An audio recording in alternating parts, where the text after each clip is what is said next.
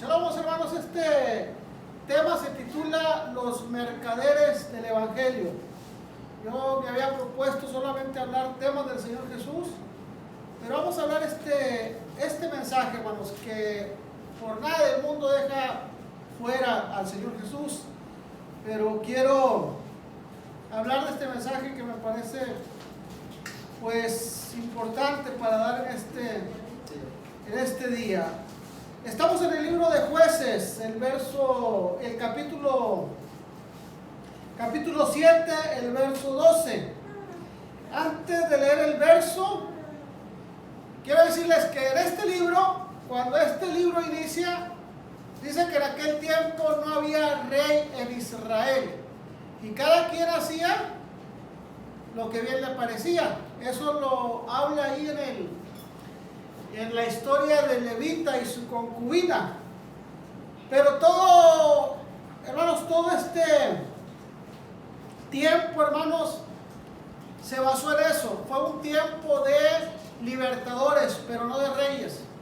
Un tiempo donde el Señor levantaba un libertador que los libertara de los enemigos, hermanos, pero no precisamente reyes.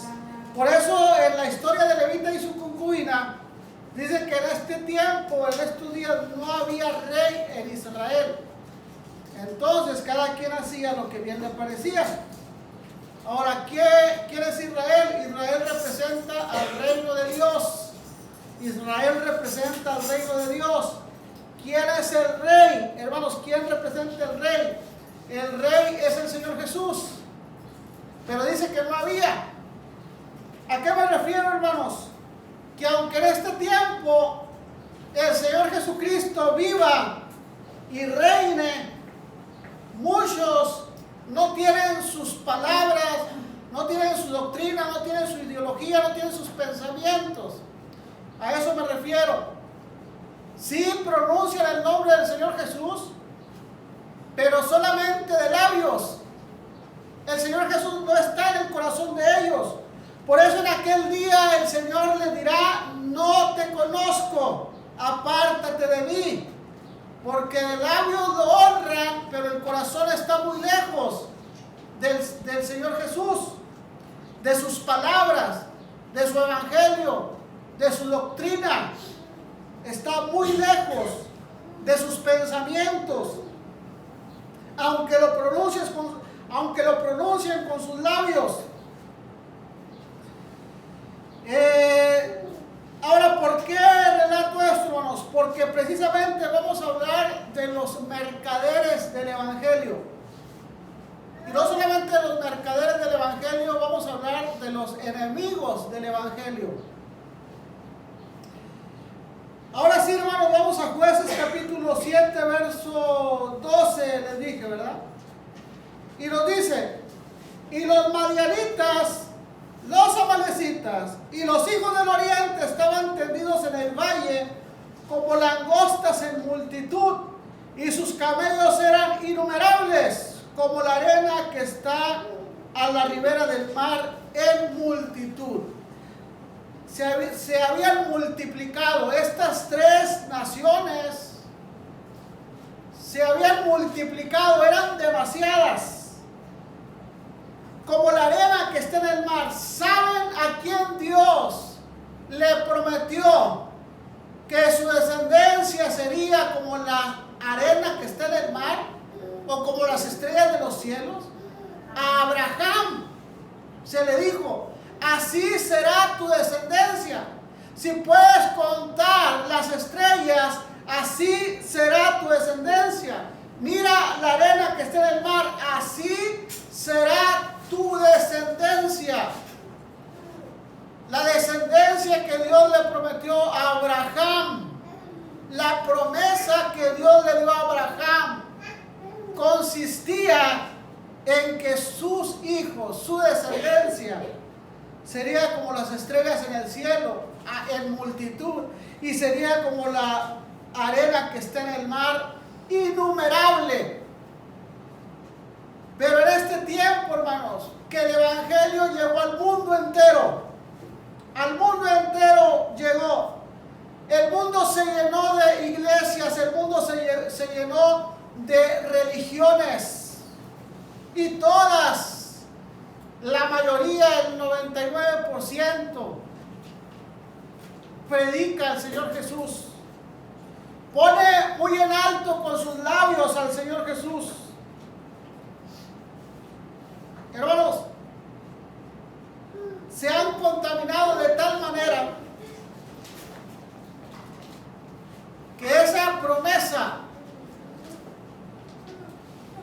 se ha convertido, hermanos, que esa promesa que iba a llegar a los hijos de Dios, que sí, hermanos, ha llegado y que sí va a hacer efecto, y lo vemos en Apocalipsis, cuando dice quiénes son estos. Dice que esa multitud no se podía contar. La palabra de Dios se va a cumplir. Pero muchos, hermanos, se han contaminado. Muchos que deberían ser hijos de Dios se han contaminado. Y son los que están llenando la tierra como la arena que está en el mar. Ahora, ¿quiénes son? Vamos a irnos detalladamente. ¿Quiénes son los madianitas? Los madianitas, hermanos, son los mercaderes del evangelio. Esos, vayan ustedes, tal vez vaya después, pero eso lo vemos en Génesis 37, 28. Cuando dice, hermanos, que los madianitas mercaderes pasaban, dice que los hermanos de José lo sacaron de la cisterna y lo vendieron. En ese tiempo, hermanos, los mercaderes del evangelio son todos aquellos que se han enriquecido gracias al evangelio. Son todos aquellos que empezaron predicando el evangelio por amor, pero cuando se dieron cuenta que el evangelio podía ser un gran negocio, dejaron de predicar por amor, hermanos, para predicar por ganancia, para volverse millonarios, para volverse empresarios, y se olvidaron del llamamiento que Dios les hizo, que el Señor Jesús les hizo, que el evangelio, hermanos, se predica, se expone gratuitamente, no por ganancia, sino gratuitamente. Por gracia, dice, por gracia sois salvos. Amén. Da de gracia lo que de gracia recibisteis.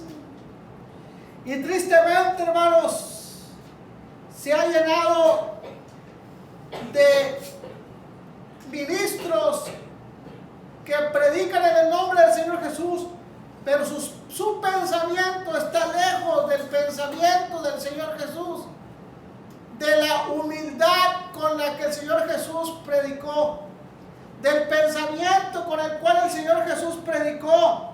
Y como les dije al principio, las palabras del Señor a veces son difíciles de digerir, y eso lo dijeron sus discípulos: Señor, dura es esta palabra. O sea, es difícil de digerir, es difícil de aceptar. Pero para la salvación, para la obediencia a las palabras del Señor Jesús, es necesario aceptarlas, obedecerlas, aunque sean difíciles. Eso fue lo que Él dijo: todo aquel que me quiera seguir, tome su cruz, o sea, sacrifique y sígame. Sacrifique su pensamiento, sacrifique su comodidad, sacrifique su vida, sacrifique lo que tenga que sacrificar. Tome su cruz y sígame. Y las palabras del Señor Jesús, hermanos, son difíciles. Y Él dijo: ustedes conténtense con el pan diario, y cuando oren, digan: Padre que estás en el cielo, hágase tu voluntad. El pan de cada día, concédenoslo hoy. Pero esas palabras se olvidan. Cuando ven las cestas o las canastas llenas de dinero, hermanos, se olvidan esas palabras. Había transformador, que cuando él comenzó a querer predicarle a la gente, que la gente pudiera entender, como él sabía que muchos no podían leer la escritura y muchos eran analfabetas, para que pudieran comprender, él comenzó a pintar. Entonces pintaba al líder religioso lleno de lujos, lleno de pomposidad, hermanos, lleno de riquezas. Lo pintaba en su trono, en su silla, hermanos, lleno de elegancia, y hacía una pintura del Señor Jesús en sandalias, en caminos polvorientos, sentado en una piedra o recostado, como lo dice la escritura, su cabeza en una piedra, para que la gente pudiera visualizar y entender que lo que la religión estaba haciendo no iba conforme a los pensamientos o a las enseñanzas del Señor Jesús, que esa religión estaba llena de lujos y llena de pensamientos que no eran los pensamientos ni las palabras de Cristo Jesús. ¿Qué pasa, hermanos? Que cuando los evangélicos salen o los protestantes salen de la religión, comienzan a buscar las verdaderas enseñanzas del Señor Jesús. Pero pasaron los años, pasó el tiempo, y hoy aquellos que un día protestaron, aquellos que un día dejaron esas enseñanzas erróneas, hoy están cayendo en lo mismo, en el materialismo, en las riquezas. Y no me quiero meter a ejemplos, hermanos, porque no quiero criticar así a personas o a organizaciones directamente. Quiero basarme en la palabra del Señor. Por eso omito, aunque los ejemplos a veces son muy buenos para exponer algún argumento, hermanos, hoy los quiero omitir. Pero vamos a leerlo, hermanos. Génesis 37, 28. Génesis 37, 28. Dice: y cuando pasaban los madianitas mercaderes, por eso le llamo los mercaderes del Evangelio, por eso llamo a todos los mercaderes del Evangelio los madianitas de este tiempo. Dice: y cuando pasaban los madianitas mercaderes, sacaron ellos a José de la cisterna y le trajeron arriba y le vendieron a los ismaelitas por 20 piezas de plata y llevaron a José a Egipto. Ahora quiero relatar, fíjense cómo los madianitas, estos amalecitas, eran unos mercaderes. Ellos eran mercaderes de cosas materiales. Aquí lo grave es que aquellos que deben de predicar en la palabra como la predicaron los apóstoles, gratuitamente y sin avaricia ni lucro, hoy la están predicando con avaricia y con lucro. Eso es lo delicado en este asunto. Pero vemos a José siendo vendido. ¿Quién es José, hermanos, en nuestro tiempo? Vamos a representarlo como el Señor Jesús. Así que vamos a ir a Deuteronomio 33.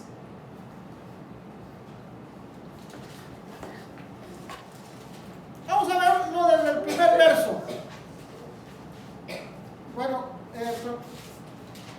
Deuteronomio 33, disculpen, estaba acá yo andaba acá en Éxodo. Deuteronomio 33. Vamos a verlo desde el verso. Desde el verso 13, que nos dice, bueno, sí, desde el 13. A José dijo, por eso estoy ubicando, hermanos, o quiero que ubiquen los mercaderes del Evangelio. Los mercaderes del Evangelio por el Señor Jesús. Quiero que ubiquen cómo los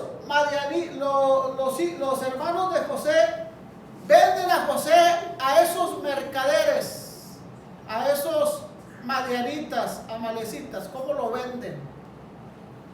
Y es lo mismo que está pasando en este tiempo. Están vendiendo al Señor Jesús, están vendiendo sus palabras, están vendiendo el Evangelio. Una vez, hermanos, me acuerdo que llegamos, mi hermano Adiel y yo, con una señora, ¿verdad? Y ella como que ya conocía un poco la escritura. Y comenzamos a hablar, pues le comencé a hablar, ¿verdad? Le comencé a hablar. Ya cuando terminé de hablar, me dijo esto: hermano, he sentido de parte de Dios darle una ofrenda. Yo pues, le dije que no, o sea, que no se preocupara, que no era nuestro propósito, eso. Nunca me la dio, ¿verdad? Pero ella sintió, mas no obedeció, ¿verdad? Pero a donde voy, hermanos, es como la mentalidad que tienen. ¿Quién les ha puesto esa mentalidad en sus mentes? Los mismos predicadores. Otro dijo: yo acepté al Señor Jesús y cedí una propiedad. ¿Quién les ha puesto eso en su mente, amados hermanos? Ceder o dar. ¿Quién les ha puesto eso en su mente? Ahora, yo no estoy en contra del dar diezmos, dar ofrendas. Lo que les quiero decir, hermanos, es que los mercaderes del Evangelio han ido más allá de pedir una ofrenda o de pedir diezmos, sino le han pedido a la gente, hermanos, todo. Quieren todo de la gente. ¿Y para qué lo quieren? No para el Evangelio, sino lo quieren, hermanos, para enriquecerse. Ahora vamos a Deuteronomio 33:13. A José dijo: bendita de Jehová sea tu tierra. Una bendición, hermanos. Dios nos trajo, nosotros somos esa tierra, hermanos. Esa tierra que Dios compró con la sangre preciosa de Cristo Jesús. Nosotros somos su heredad. Dice su palabra: sois mi especial tesoro. Ustedes son mi herencia, mi heredad. Dice: bendita de Jehová sea tu tierra. El Señor nos trajo para bendecirnos, para bendecirle y para bendecirnos. A José dijo: bendita de Jehová sea tu tierra, con lo mejor de los cielos. Lo mejor de los cielos, hermanos, se llama el Señor Jesús. Amén. Lo mejor de los cielos no es las moradas que Él nos prometió. Lo mejor de los cielos no es la estrella. Dice: y le daré la estrella de la mañana. No. Lo mejor de los cielos no es nada de eso. Lo mejor que el Señor nos ha dado de los cielos es su Hijo. Gloria a Dios. Amén. Su Hijo Jesucristo. Lo demás es complemento. Que sí vamos a gozar de ello. Que sí lo queremos recibir. Dice que Él viene y también viene con su galardón. Sí queremos recibir sus promesas. Sí queremos recibir esas moradas que Él prometió. Sí las queremos recibir, pero en este tiempo, créanme, que es lo que menos nos interesa. O sea, en este tiempo terrenal no estamos pensando en lo que vamos a recibir. En este tiempo lo que nos interesa, hermanos, es serle fieles. Es pelear la buena batalla. Es vencer. Es obedecer. Que lo que pero no es nuestra prioridad. Nuestra prioridad en este tiempo es serle fiel, hermanos. Es serle fiel, amarlo. Y sobre todo, hermanos, no entregar nuestro corazón a la avaricia, sino vivir como Él nos mandó vivir. Dice, a José dijo, bendita de Jehová sea tu tierra, con lo mejor de los cielos, con el rocío y con el abismo que está abajo, con los más escogidos frutos del sol, con el rico producto de la luna, con el fruto más fino de los montes antiguos, con la abundancia de los collados eternos. Fíjense, toda la bendición, hermanos. Vamos a irnos paso por paso. Los frutos del sol. ¿Quién es el sol? ¿Quién es el sol? Dios. Jehová, el Señor Jesús. Ellos representan el sol. ¿Y cuáles son sus frutos? ¿Qué dice la palabra? Dios es amor. A ver. Dios es amor. Uno de los frutos del Espíritu Santo, que es lo mismo, hermanos, los frutos de Dios, es el amor. La fe, la esperanza. Esos son los frutos del Espíritu Santo. Esos son los frutos de Dios. Y con esos frutos, el Señor nos quiere bendecir. Por eso el mandamiento dice, amaos los unos a los otros. Con esos frutos el Señor nos quiere bendecir. Con los frutos de Dios. Por eso, hermanos, algo que a mí todavía me sorprende y lo vuelvo a leer y me vuelvo a sorprender, lo que se dice de David: varón conforme al corazón de Dios. Varón conforme al corazón de Dios. En otras palabras, el Señor estaba conforme con lo que David sentía, expresaba.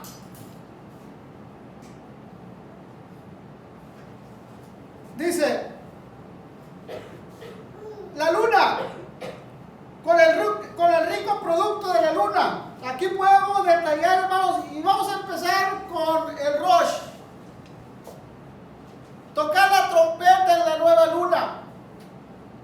Cada día de luna, hermanos, que el Señor nos da un mensaje, o que nos quiere dar un mensaje, o que quiere que renovemos, hermanos. Así como se renueva la luna, por eso se llama luna nueva. No que sea otra luna, es la misma luna, pero ¿qué? Se renueva. Hay un ciclo para la luna. La luna se renueva.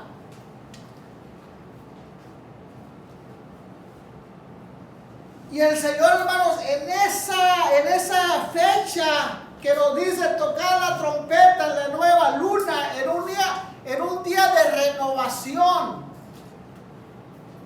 el Señor nos tiene algo especial cada principio de mes. Cada principio de mes quiere que nos renovemos. Dice que los que esperan en Jehová renovarán sus fuerzas como las del águila.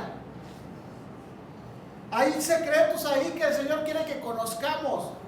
Por eso, hermanos, celebrar las fiestas, celebrar la luna nueva, son cosas importantes, porque son misterios secretos que el Señor quiere que conozcamos. Dice, con lo mejor de la luna. Ahora, ¿qué representa la luna? La luna también representa la iglesia. Dice que la iglesia es un misterio. Y el Señor quiere que nosotros entendamos el misterio de la iglesia. Seguimos leyendo, hermanos. Dice que con todo esto el Señor va a bendecirnos, o va a bendecir a José. ¿Quién es José? El Señor Jesús. Y cuando nosotros comprendemos la mente, o nos apegamos a la mente, a los pensamientos, a la ideología, a las palabras del Señor Jesús, estamos siendo bendecidos con lo que el Señor le dio. Dice 15, con el fruto más fino de los montes antiguos. Fíjense, con el fruto más fino de los montes antiguos, con la abundancia de los collados eternos. Imagínate, hermana Migdalá, si tú te pusieras a imaginar, a pensar, porque aquí lo dice, con el fruto más fino de los montes antiguos. Si tú pusieras a pensar, ¿qué esconde el monte Sinaí? ¿Qué misterios hay en el monte Sinaí? Dicen que allí el Señor se presenta con la ley de fuego a su mano, con la ley de fuego a su mano derecha. Allí a Moisés se le dieron las 2 tablas de piedra. Allí, hermanos, el monte dice que ardía, todos los secretos, todo. Si pudiéramos entender todo lo que sucedió en el monte Sinaí, cómo Moisés se esconde, hermanos, en una encrucijada, ¿cómo se llama? O en una hendidura, perdón, en una hendidura. ¿Qué significa la hendidura? ¿Qué significa que Moisés se mete en esa hendidura? ¿Qué significa todo lo que pasó, hermanos, allí en ese momento? ¿Por qué el monte ardía? ¿Por qué ninguna bestia podía acercarse a ese monte? ¿Por qué no se podía una bestia acercar a ese monte? ¿Por qué el pueblo de Israel decidió, amados hermanos, no escuchar las palabras de Dios, sino poner a Moisés de intermediario? ¿Por qué la zarza ardía? Moisés también se lo planteó. ¿Por qué razón la zarza arde y no se consume? ¿Cuál es la razón? ¿Cuál es el motivo de que la zarza arda y no se consuma? Si alguien nos explicara, hermanos, ¿quién es la zarza? ¿Por qué no se consumía? ¿Por qué a Moisés se le quitaron las sandalias de los pies? ¿Por qué, hermanos, la vara se convertía en serpiente? Todo eso tiene explicación, hermanos. Si nosotros pudiéramos entender, yo sé que ya hay muchas personas que entienden. Yo mismo, hermanos, si me pongo a detallar todo esto, les doy una explicación, pero no les quiero dar una explicación. Yo quiero que su mente, hermanos, vuele y entiendan los secretos que tienen los montes antiguos. ¿Qué secretos esconde, hermanos, el monte de los olivos? El Getsemaní, porque el Getsemaní es un huerto del monte de los olivos, si no me equivoco. ¿Por qué Jesús oró allí en ese lugar?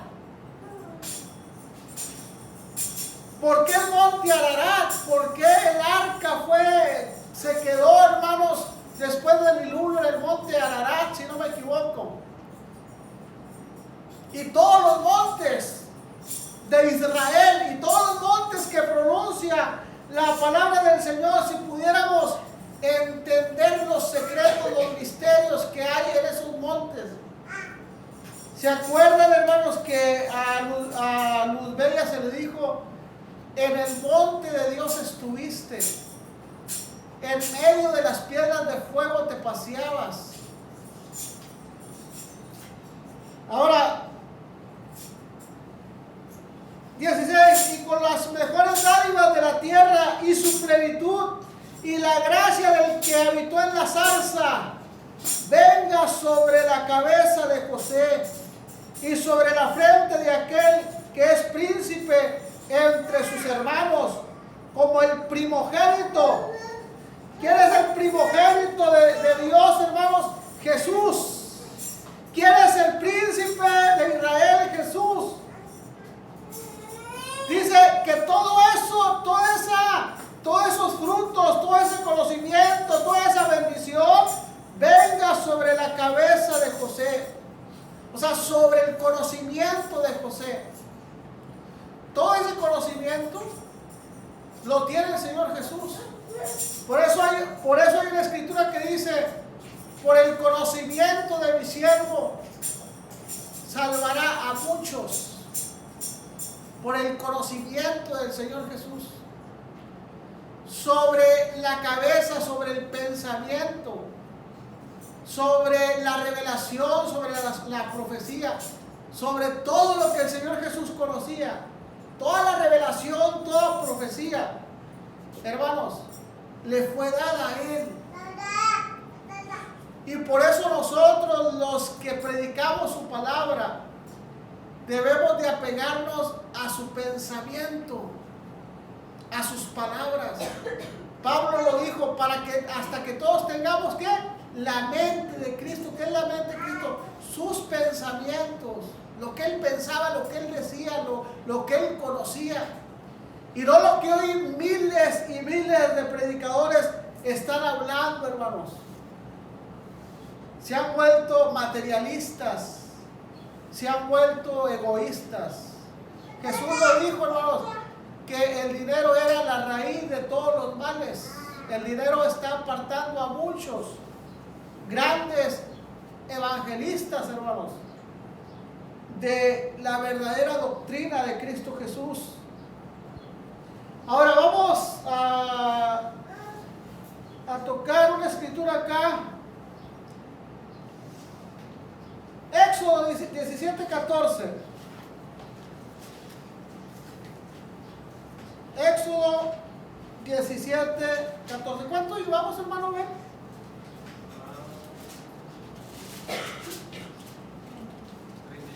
31. Pues ya nos tocamos este porque no quiero llevarme mucho tiempo. ¿Qué les dije? Éxodo 17:14 nos dice: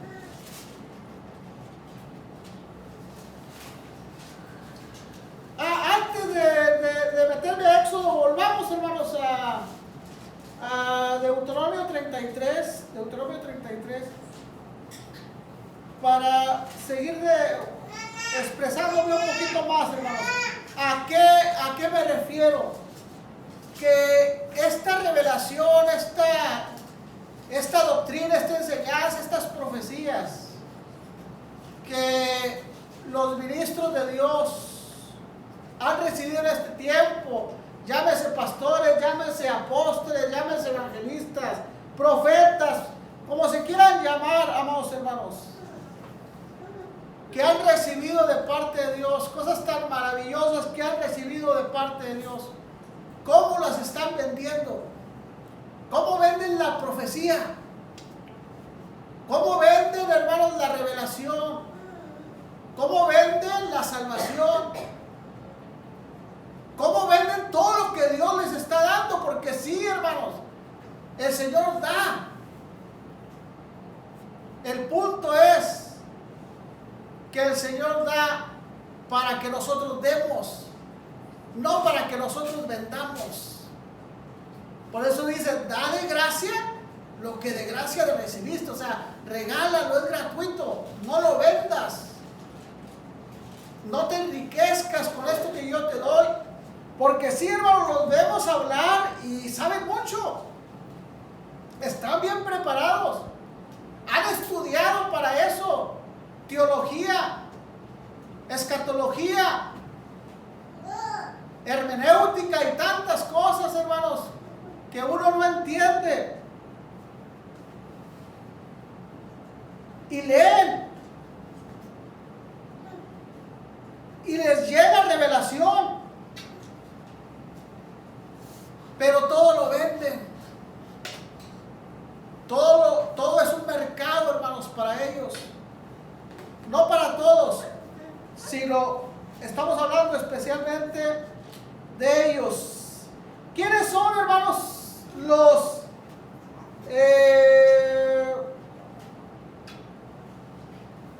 ¿qué les dije?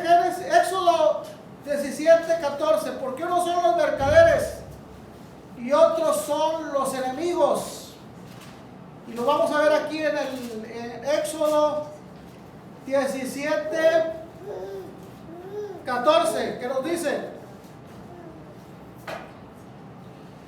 y Jehová dijo a Moisés, escribe esto para memoria en un libro, y di a Josué que raeré de del todo la memoria de Amalek de debajo del cielo. ¿Por qué el Señor iba a raer? Porque Amalek fue un enemigo acérrimo del pueblo de Israel. De hecho dicen, hermanos, que Naamán, ¿quién fue? No, Amán, el de acá del libro el libro de Esther, fue Amán, ¿verdad? El que quiso exterminar al pueblo de Israel. Bueno, dicen que ese Amán era descendiente de los amalecitas. Por eso el Señor le dijo a Saúl: destrúyeme a todos los de amalecitas. No dejes niños, no dejes bestias. No quiero a nadie. Porque el Señor ya había prometido raer la memoria de Amalek. Porque habían sido crueles con el pueblo de Israel. Cuando el pueblo de Israel estaba débil, ellos salieron a pelear contra ellos para desaparecer al pueblo de Israel. Fue lo que quiso hacer Amán después, el descendiente de los amalecitas. Estos son enemigos del evangelio. Pablo lo dijo, que Alejandro el calderero se le oponía, que le había hecho grandes males. Había hecho grandes males a Pablo y a toda la iglesia y a todo el evangelio. Porque hay unos que son mercaderes del evangelio, pero hay otros que son enemigos del evangelio. Y los hijos del oriente, hermanos, pues ya sabemos quiénes son los hijos del oriente. Nos lo dice Isaías. Isaías capítulo 2. Ahorita les digo el verso porque no lo escribí.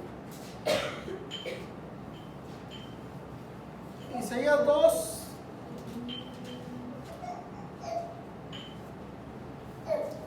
Isaías 2:6, verso 6 dice: ciertamente tú has dejado a tu pueblo, como el Señor dejó a su pueblo, la casa de Jacob.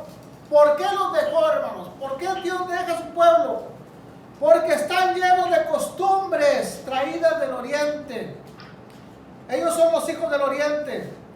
Y de hogareros, como los filisteos, y pactan con hijos de extranjeros.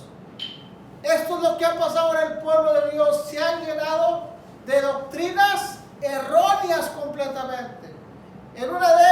Una de ellas es la doctrina de la prosperidad. Del de siembra un carro y el Señor te da 100. ¿Dónde dice eso, hermano? ¿Dónde dice que el Señor le regala un carro a mi hermano Joshua? El Señor me va a dar 10. ¿Desde cuándo te lo hubiera regalado, hermano? Aunque sea una carcacha, para que Dios le diera 10 carcachas. Y así nos íbamos. Y tú regalarle a otro. Y imagínate, estuviéramos llenos de carros, hermanos. Pero el Señor nunca prometió eso. El Señor nos promete salvación y vida eterna. Gloria a Dios. Eso es lo que el Señor nos promete. Y sí, el Señor nos bendice. Y cuando Él nos bendice, pues bendito sea su nombre. Pero no estamos esperando bendiciones literales, hermanos. Nuestra bendición es Él. Que el Señor Jesucristo murió por nosotros.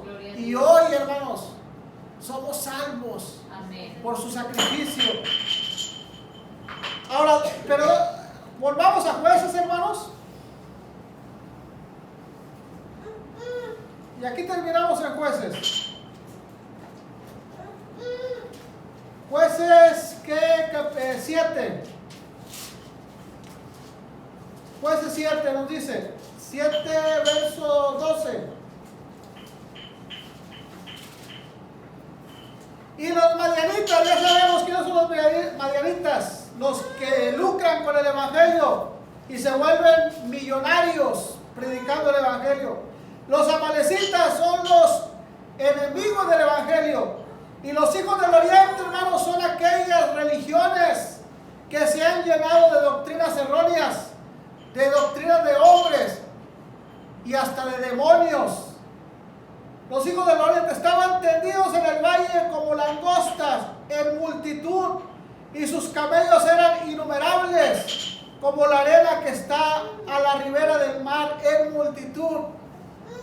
Esa descendencia que Dios le prometió a Abraham, ¿cómo se ha contaminado? Por eso muchos hermanos se van a tener que quedar a pasar la gran tribulación. Ahí lo dice, multitud, como la arena que está en el mar. Esa es la hermana Migdalá, esa es la descendencia que Dios le prometió a Abraham. Y esa descendencia que Dios le prometió a Abraham, esos hijos que Dios le prometió a Abraham, se han contaminado. Por eso el Apocalipsis dice, pregunta a aquel varón, ¿y esta multitud quién es? Ah, estos son los que han pasado la gran tribulación y han emblanquecido sus ropas en la sangre del Cordero, para que se cumpla la palabra del Señor. Todos estos van a ser emblanquecidos en la sangre del Cordero. Pero ¿en qué tiempo? En la gran tribulación van a pasar para que sean hijos de Abraham. Ya lo son, pero están contaminados con doctrinas traídas del oriente. Y se dicen ser evangélicos, pero están llenos de doctrinas erróneas. Por eso van a pasar la gran tribulación. 13. Cuando Gedeón aquí, para ya no llevarme más tiempo, hermanos. Ahora, ¿quiénes somos nosotros? ¿O quiénes debemos ser nosotros? Debemos de luchar por ser alguien. Si no somos los amalecitas, si no somos los madianitas, si no somos los hijos del oriente, ¿quién somos? ¿O quién debemos ser? Debemos ser como Gedeón, amados hermanos. ¿Se acuerdan lo que hacía Gedeón? Dice que Gedeón escondía el trigo. ¿De quién lo escondía? Precisamente de los amalecitas. Porque cuando el pueblo de Israel en ese tiempo de Gedeón cosechaba el trigo, venían los amalecitas y le robaban el trigo y se lo llevaban. Así quedaba Israel pobre y hambriento. Eso es lo que pasaba. ¿Qué está pasando, hermanos, en este tiempo?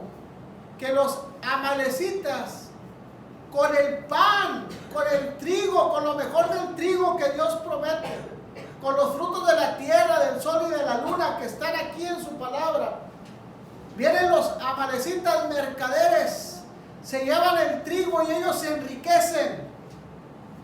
Mientras que el pueblo de Dios, hermanos, pasa necesidades. Pero ese no es problema, ese no es el problema, eso no es la gravedad. Pasar necesidades económicas, que el pueblo de Dios, que los hijos de Dios pasemos necesidades económicas, eso no es grave. No, eso no es grave. El Señor siempre va a tener un pan en la mesa para nosotros. Eso no es grave. Lo grave, hermanos, es que roben o nos metan un pensamiento de otro evangelio que no es el evangelio. Y les digo porque a mí me metieron ese pensamiento. Cuando esos grandes evangelistas con sus grandes templos de millones de dólares se ponían a decir, yo los escuchaba diciendo que ellos por fe tienen esos templos, yo me ponía a veces hasta triste, preocupado.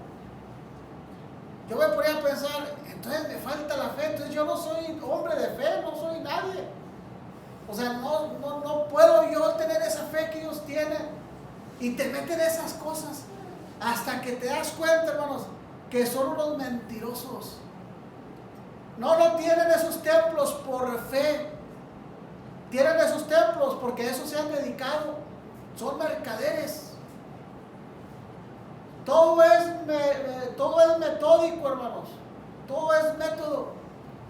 Si yo quiero enriquecerme, créanme, hermanos, que me enriquezco. Todo el método, simplemente impongo un método donde yo esté recibiendo dinero y dinero y dinero. Todo el método. Por eso se enriquecen. Porque tienen un sistema. Son metódicos, tienen un sistema. ¿Por qué se hacen ricos los empresarios? ¿Por qué se hicieron ricos los empresarios de México? Por corrupción, por robar los impuestos, invertirlos, hermanos, y se van haciendo ricos. Es lo mismo que hacen, hermanos. Caen los diezmos, caen las ofrendas, pero en vez de invertirlas en la obra de Dios, las invierten en ellos, en acciones, en empresas. Se juntan con otros empresarios y se van enriqueciendo, hermanos, se van enriqueciendo. Y eso yo lo he escuchado de ellos, hermanos. Hubo un evangelista también muy rico que dijo: una vez me propusieron una inversión, pero yo no quise invertir con ellos. Yo debo saber dónde invertir, pero ¿inversión de qué si no trabaja? Ah, pues inversión de los diezmos. Agarran los diezmos, los invierten, hermanos, con otros, en, no sé, en hoteles, en restaurantes. Lo que hacen los artistas, ¿qué hacen los artistas? Lo que pasa es que ellos sí lo hacen con su talento de ellos y en el mundo. Que cuando les dan dinero de una película, agarran ese dinero, se juntan 4 o 5 artistas y, hermanos, compran un local, lo hacen restaurante de lujo, invierten y luego vienen las utilidades. Eso lo hacen los grandes empresarios. Pero ¿quién les dijo que en el Evangelio se podía hacer esto? ¿Quién les dijo eso? Pero lo han hecho. Y eso es lo preocupante, hermanos, que no nos roben. A esto es a donde voy. Que no nos roben de nuestro pensamiento. Que eso que ellos hacen es bueno. Que eso que ellos hacen se le llama grandes varones de fe. No, ellos no son grandes varones de fe. Son mercaderes del Evangelio. Lo que nosotros debemos de tener en nuestra mente es una cosa. Solo unas palabras. Y son las palabras del Señor Jesús. Con esas hay que vivir. Con esas hay que obedecer esas palabras, hermanos. Y que esos pensamientos de esos hombres no vengan, hermanos, a nuestra mente. ¿Qué debemos hacer nosotros? ¿Cómo nos debemos de comportar? Precisamente como Gedeón. Buscar el trigo, almacenar el trigo, la palabra viva, la palabra verdadera, el Evangelio verdadero, y exponérselo a cada uno de estos jóvenes que hoy el Señor nos permite ministrar. Eso no quiere decir que estamos peleados con las cosas materiales. Dice Pablo: lo que tengas en tu mano para hacer, hazlo, pero no lucrando con el Evangelio. A eso voy, no lucrando con el Evangelio. Con el dinero de tu trabajo tú puedes hacer lo que tú quieras, con el sudor de tu frente, con el salario de tu trabajo. Pero con el Evangelio, hermanos, hay una cosa que se hace, es que ofrendas y diezmos son para la misma obra de Dios, no para que un líder se enriquezca o se vuelva millonario. Entonces, hermanos, vamos a agarrar este trigo que es del Señor Jesús. Vamos a agarrar este trigo para que este trigo, este pan, este alimento, esta palabra, este evangelio lo lleven nuestros jóvenes en su mente y en su corazón, y no les roben los madianitas esa palabra viva, ese pensamiento, ese verdadero evangelio, y los envuelvan en otras ideas o en otros pensamientos de riquezas o de prosperidades. Hermanos, nosotros tenemos que entregar, ministrar un evangelio, una palabra directamente del Señor Jesús, del pensamiento y de la mente del Señor Jesús. Vamos, hermanos, a cantar unos cantos. Hermano, a ver, gracias. A ver, quería pasar mucho tiempo, pero